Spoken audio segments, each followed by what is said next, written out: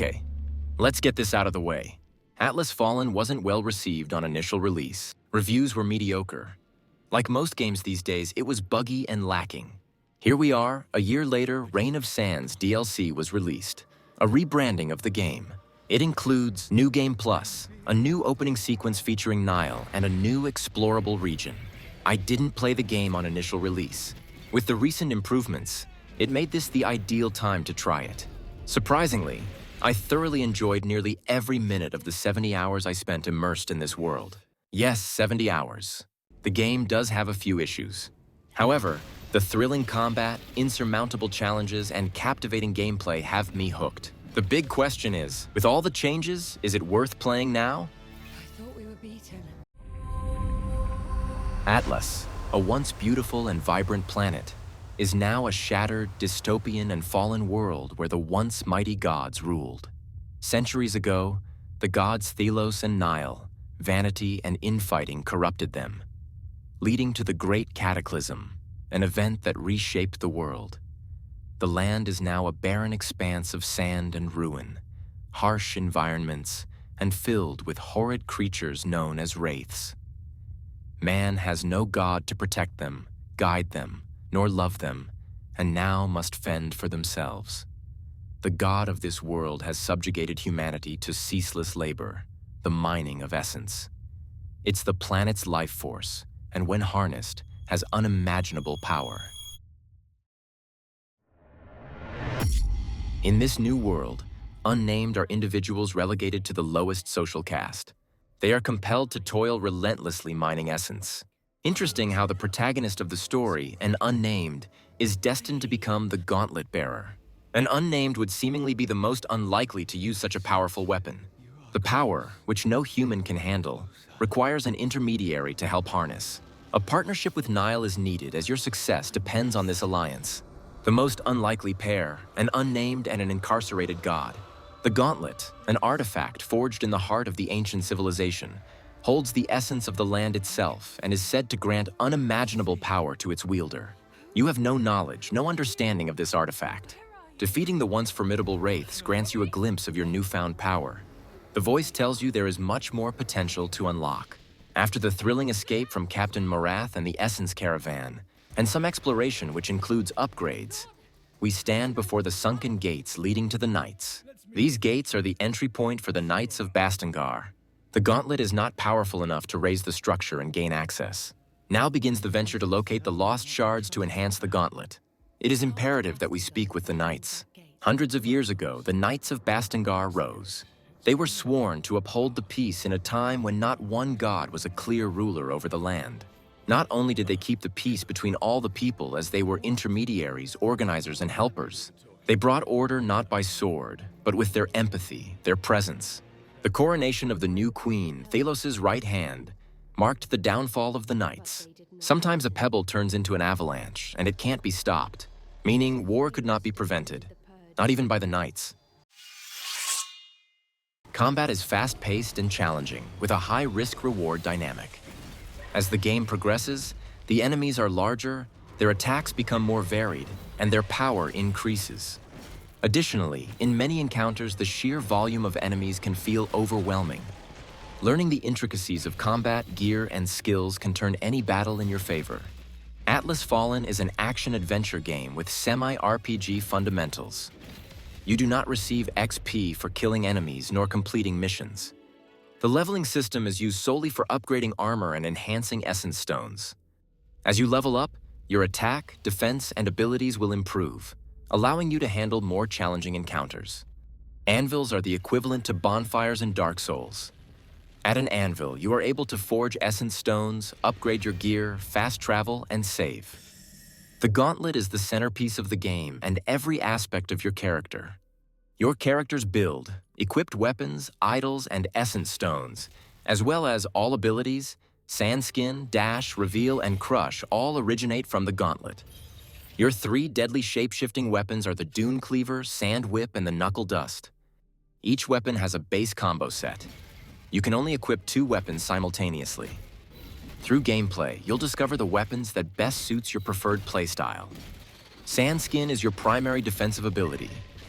It will surround your character with a hardened sand barrier. When an enemy attacks, activating it at the precise moment grants a parry. Executed correctly, an audible alert will sound. A parry will negate any incoming damage and reset it for immediate use. It will temporarily crystallize an enemy. This leaves the enemy completely exposed to savage assaults. Be warned, the parry window is extremely tight. In my many years of gaming, I've found that greater challenge often leads to more rewarding gameplay. Let me explain. Most games that offer a difficulty option should be played at the highest available difficulty. Why, you might ask? Story, easy, or normal difficulty never provides the challenge needed to learn the nuance of a game's mechanics and viable builds. This game is best experienced on harder levels. I don't know if my thinking comes from playing From Software games.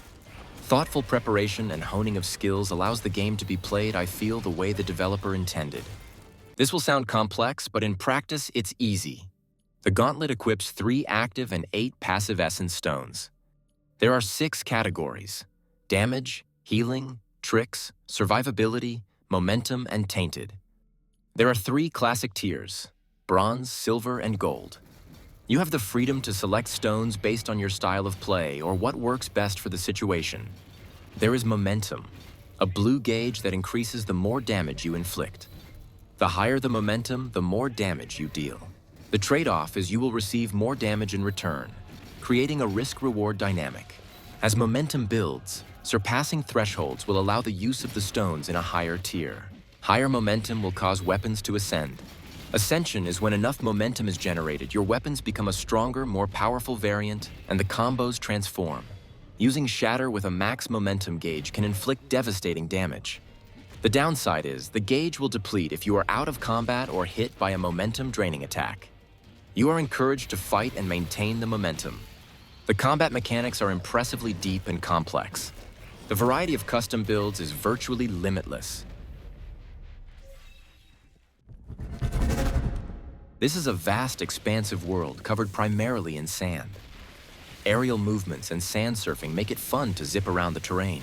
As you explore, certain areas or objects will be inaccessible. It's that classic Metrovania system. You will have to revisit areas with upgraded powers later in game. These powers are obtained throughout the world by upgrading the Gauntlet with shards. Powers such as the triple dash for areas far out of reach, the reveal upgrade to lift heavier objects, and lastly, enhanced crush to open sealed chests and doors. The world is full of events. Are they good or bad? Let's discuss. An ominous dark tone begins to resonate, evoking a sinister presence as the screen becomes distorted. The Watcher observes you and dispatches hordes to destroy you.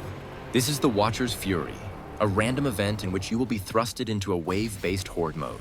You have 2 options, run or fight. The reward for successfully defeating all the enemies will be materials and tainted essence stones.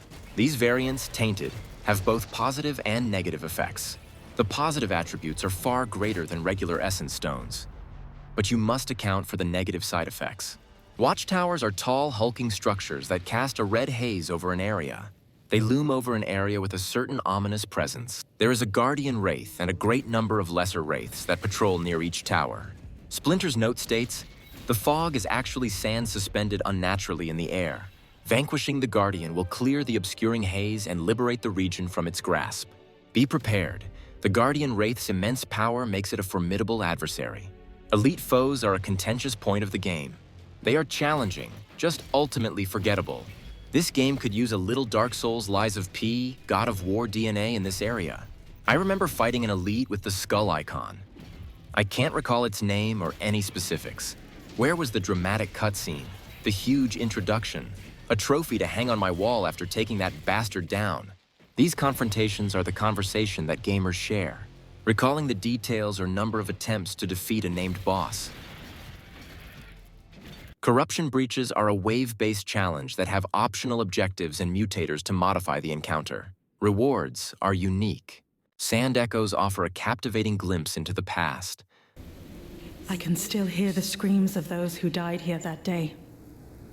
Knights, people with families, everyone full of courage. You'll be able to listen to a snippet of history, gaining insight into the triumphs and tragedies that once took place there. Sealing totems are basically time trials. You lift the totems out the ground, and a beam of light will shine across the world to the next hidden totem, using the many ways to traverse the terrain as quickly as you can to the next totem. You will continue this effort until you reach the final totem. At any point, if you allow the beam to extinguish, you will have to start over.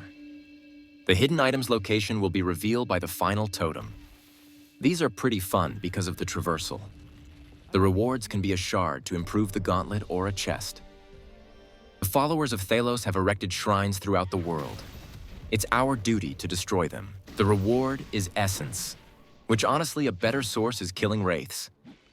This activity has zero impact on the world and story. No one hunts you down for defiling the shrine.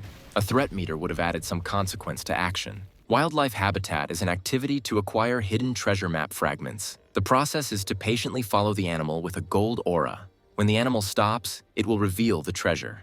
Vantage points grant you the ability to see where treasure chests and important items are located in the world. Now you have to remember where they are or take a screenshot. Why? Because it doesn't update the map. A quality of life improvement is definitely needed. And yes, I am still waiting.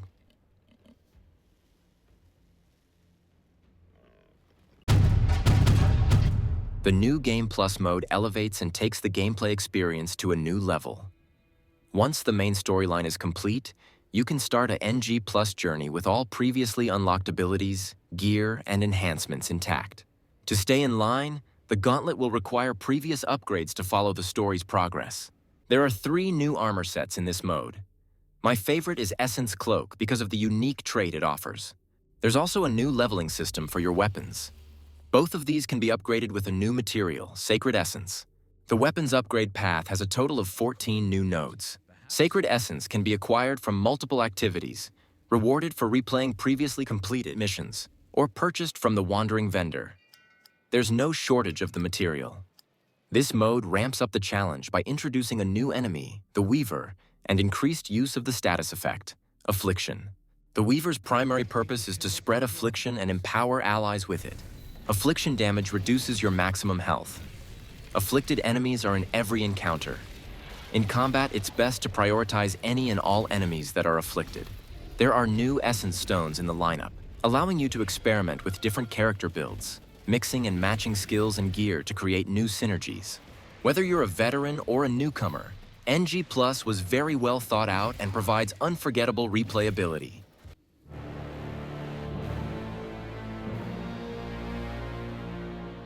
New in the DLC, The Forgotten Realm allows you to visit Source, the realm of essence, and offers a wealth of lore and story elements. Portals placed throughout the world grant access to the realm. Upon entering, you experience the game as Nile. What is this place? I see through your eyes, hear through your ears. So strange. All new to me.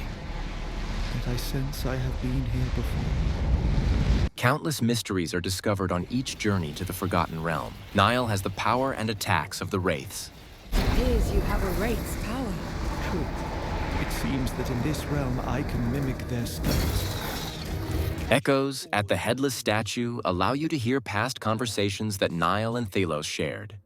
Humankind craves rules, structure. Novelty only makes them insecure. You have persuaded them of this in order to control them. I suspect they are weary of their mundane existence. It is you who confesses such lethargy, not them. You would do well to listen to me too. Their ideals and beliefs of how humans should live and the liberties afforded varied greatly. These visits continue to unravel the memories that Nile has long forgotten. So it was you who gave magic to humankind. Thelos was perhaps referring to the gauntlet. They said that a war soon followed. He learns his past transgressions play a larger role in the conditions of the world. The DLC masterfully enhances the main story by uncovering deeper narratives. I'm very impressed with the overall quality of the expansion's content. There are still a few huge surprises we haven't shared.